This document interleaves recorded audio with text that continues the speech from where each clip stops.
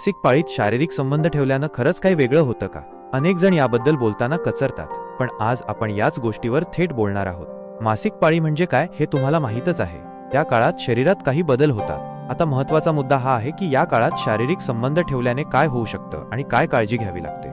बघा, या दिवसांमध्ये योनी मार्ग थोडा नाजूक असतो, त्यामुळे संसर्ग होण्याची शक्यता थोडी वाढते। म्हणून या काळात शक्यतो स्वच्छता ठेवा आणि सुरक्षिततेसाठी लक्ष द्या।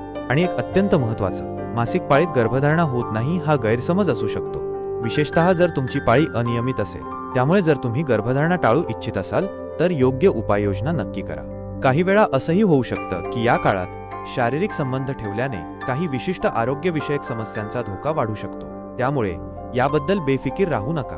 पण एक चांगली गोष्ट, काही महिलांना याच काळात शारीरिक संबंध ठेवल्याने आराम मिळतो, कारण त्यांच्या शरीरात एक खास नैसर्गिक वेदनाशामक तयार होतं। म्हणून लक्षात ठेवा, मासिक पाळीत शारीरिक संबंध ठेवायचे की नाही हा तुमचा आणि तुमच्या पार्टनरचा निर्णय आहे। पण या काळात संसर्गाचा धोका आणि अनपेक्षित गर्भधारणा टाळण्यासाठी जागरूक राहा। स्वतःची आणि आपल्या पार्टनरची काळजी घ्या।